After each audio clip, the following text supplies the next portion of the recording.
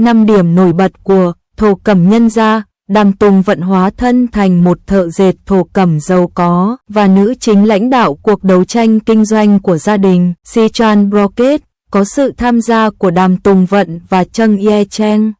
Bộ phim kinh doanh này lấy bối cảnh thời nhà Đường và kết hợp các yếu tố văn hóa, tình yêu và chiến tranh kinh doanh. Sau khi Đàm Tùng Vận khởi nghiệp thành công trong bộ phim truyền hình hiện đại Em đẹp hơn ánh sao, lần này cô quay trở lại thời cổ đại để tiếp tục sự nghiệp của mình. Tiếp theo, chúng ta cùng điểm qua 5 điểm nổi bật trong cốt truyện Thổ Cẩm Nhân Gia nhé. Điểm nổi bật 1.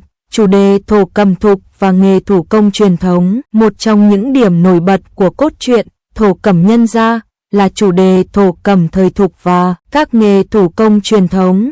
Câu chuyện lấy bối cảnh vào cuối thời nhà Đường và xoay quanh thổ cẩm tứ xuyên xu vô cùng quý giá. Kỹ thuật dệt thổ cẩm thủ công của người Thục có lịch sử 2.000 năm. Nó được coi là một mặt hàng xa xỉ vào thời xa xưa và quy trình sản xuất vô cùng phức tạp. Trong truyền thuyết Chân Hoàn trong hậu cung, hoàng đế từng tặng cho Chân Hoàn một đôi giày làm bằng gấm thục và ngọc lam thiên, khiến mọi người phải ghen tị vì gấm thục có giá trị 1 tấc và hiếm thấy ở thời bình thường. Thư Thổ Gia là bộ phim một trang đầu tiên lấy chủ đề thư thổ cẩm nên rất được mong đợi. Điểm nổi bật 2. Nữ chính nhà Đường dấn thân vào kinh doanh. Mạch truyện của Thổ Cẩm Nhân Gia xoay quanh nữ chính Kỷ Anh Doanh, do Đàm Tùng Vận thủ vai. Tuy nam chính cũng xuất thân từ một gia đình dệt thổ cẩm nhưng thực lực của Kỷ Anh Doanh không hề thua kém. Không chỉ có kỹ năng nhuộm tuyệt vời, cô còn trở nên nổi tiếng ở Thục với kỹ thuật nhuộm độc đáo của mình. Trước sự đấu tranh và đàn áp của mọi thế lực, Ji Nha Hin đã dũng cảm ủng hộ cả gia đình, mạo hiểm mạng sống của mình và gánh vác trách nhiệm nặng nề bảo vệ những người thợ thủ công, một nữ anh hùng hoàn hảo. Điểm nổi bật 3. Trang phục nhà Đường sặc sỡ của Đàm Tùng Vận đẹp quá. Một trong những điểm nổi bật của cốt truyện Tứ Xuyên là phong cách mặc đồ Đường đầy màu sắc của Đàm Tùng Vận trong vở kịch. Cô đã có màn trình diễn xuất sắc trong You Are More Beautiful Than Starlight mà cô hợp tác với Sukai cách đây không lâu và rất được khán giả yêu thích. Trước đây, kiểu trang phục của cô trong Under the Brocade và ZH cũng nhận được nhiều lời khen ngợi, sức mạnh của cô cũng được đánh giá cao.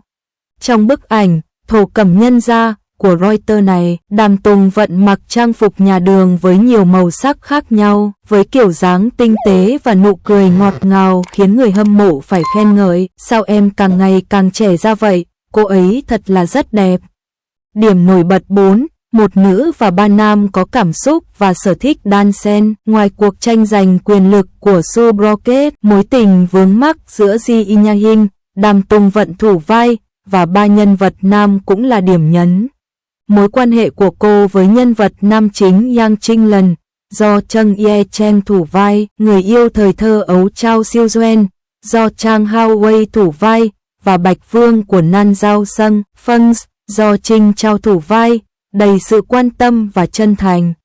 Có người mâu thuẫn với nhau, có người không thể yêu bạn, có người luôn ở bên cạnh bạn. Những cảm xúc phức tạp của những người này sẽ phát triển như thế nào?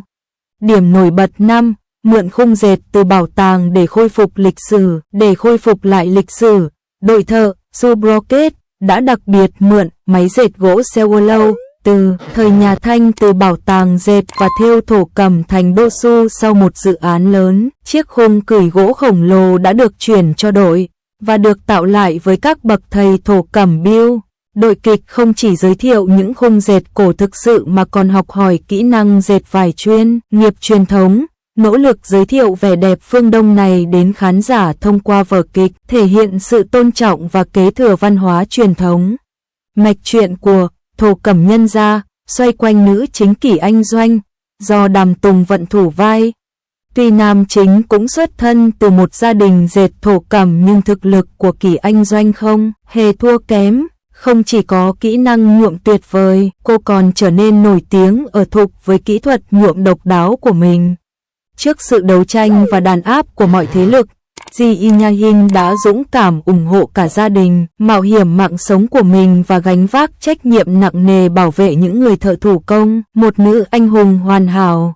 Để khôi phục lại lịch sử, đội thợ Subrocket đã đặc biệt mượn máy dệt gỗ Sewolo từ thời nhà Thanh từ bảo tàng dệt và thêu thổ cẩm thành Đô Su. Sau một dự án lớn, chiếc khung cửi gỗ khổng lồ đã được chuyển cho đội và được tạo lại với các bậc thầy thổ cẩm Bill.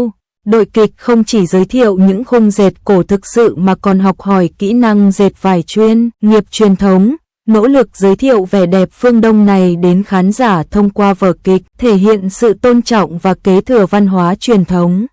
Ji Nha-hin, con gái của gia đình Ji, một gia đình dệt thổ cẩm, từ nhỏ đã thông minh và rất thích nhuộm lụa và thành thạo các kỹ thuật nhuộm độc quyền. Cô đã trở nên nổi tiếng ở Tứ Xuyên và khơi dậy sự cạnh tranh từ mọi người. Các bữa tiệc, cô ấy có tính cách cứng rắn và độc lập, dám yêu và ghét, và có chút hung dữ. Thục Cẩm Nhân Gia lấy bối cảnh thời nhà Đường kể về cuộc đời của vị tiểu thư của xưởng nhuộm Hoán Hoa nổi tiếng ở Ích Châu Quý Anh. Nàng vốn có thanh mai trúc mã là Triệu Tu Duyên, con trai trưởng của Triệu gia.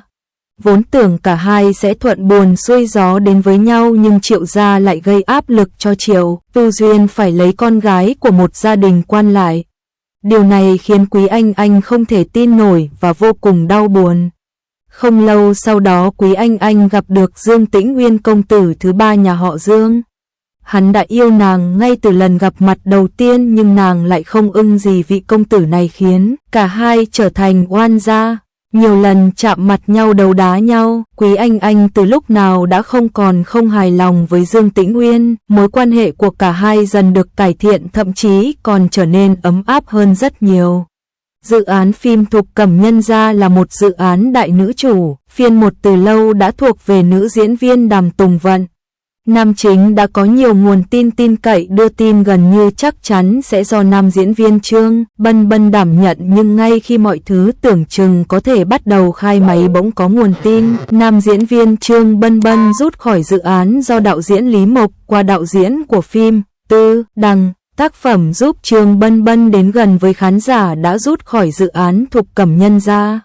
Trước khi Trương Bân Bân nắm trong tay vai nam chính của dự án phim này, Đinh Vũ Hề cũng từng gần như nắm chắc vị trí nam chính nên duyên với nữ diễn viên Đàm Tùng Vận. Tuy nhiên sau đó đã nhanh chóng có sự thay đổi. Có thể nói, khởi đầu của Thục Cẩm Nhân Gia không mấy suôn sẻ. Ngay sau khi Trương Bân Bân rút khỏi dự án, đã có nguồn thông tin xác nhận nam chính của Thục Cẩm Nhân Gia được giao cho Trịnh Nghiệp Thành. Tuy nhiên bên phía đoàn làm phim không chính thức lên tiếng xác nhận. Trải qua 4 tháng khởi quay, Thục Cẩm Nhân Gia đã đóng máy vào ngày 13 tháng 1 năm 2024 và mới đây cũng chính thức quan tuyên, khẳng định tính chính xác của nguồn tin bên trên. Sự kết hợp của Đàm Tùng Vận và Trịnh Nghiệp Thành khiến khán giả có niềm hy vọng đây sẽ là một tác phẩm có thể bứt phá, bởi cả hai đều sở hữu ngoại hình và diễn xuất ở mức ổn định. Bạn cảm thấy Thục Cẩm Nhân Gia liệu sẽ bứt phá thành công? Hãy bình luận xuống dưới để cùng Blogging Coi thảo luận bạn nhé!